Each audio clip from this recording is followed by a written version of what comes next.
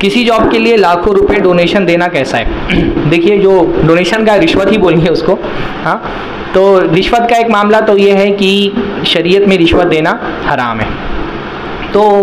जुल्मन रिश्वत दे करके किसी का नाहक अगर आप हक छीन रहे हैं तब तो ये शरीयत में बिल्कुल हराम है ना। जैसे आप एक जॉब के लिए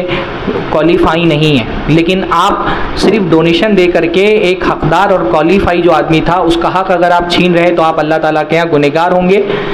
रिश्वत देने के भी गुनहगार हैं और उस हकदार आदमी का हक लेने के मामले में भी आप गुनहगार हैं कि आपने बावजूद इसके की सलाहियत नहीं थी लेकिन एक हकदार आदमी का हक मार लिया। अब हिंदुस्तान में लेकिन बहुत सारी जगहों पर यह सूरत हाल है कि आप कितनी भी क्वालिफाई क्यों ना हो, बग़ैर डोनेशन और बग़ैर रिश्वत के आपका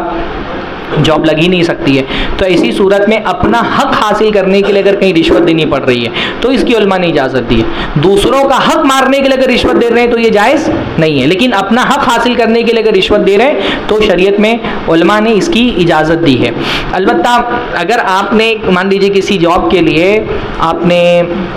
आप उसके लिए क्वालिफाई करते थे लेकिन आपने नाजायज़ तरीके से रिश्वत दे करके या बाज़ मतलब जैसे होता है गलत सर्टिफिकेट बना करके वो जॉब हासिल कर ली, हालांकि आप उसके हकदार नहीं थे, तो आपको वो जॉब हासिल गलत तरीके से हासिल करने का गुनाह तो मिलेगा, एक हकदार का हक मारने का गुनाह तो मिलेगा।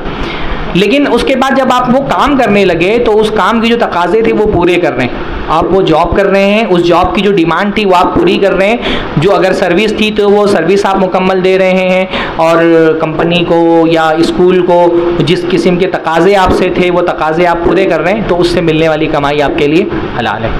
लेकिन आप क्वालिफाई नहीं करते थे उसके लिए, आपके अंदर वो सलाहियत नहीं थी, सिर्फ रिश्वत दे करके आपने वो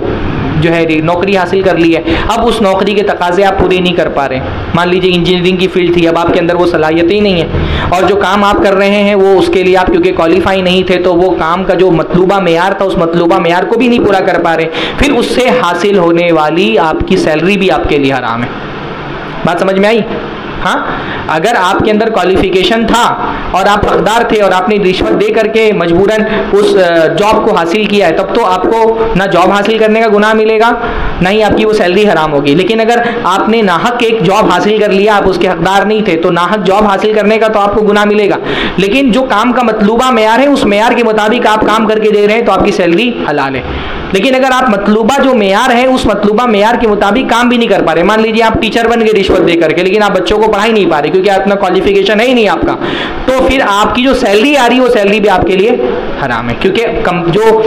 हुकूमत है या जो इदारा है वो आपको सैलरी आपके काम की वजह से दे रहा है। अगर आपका काम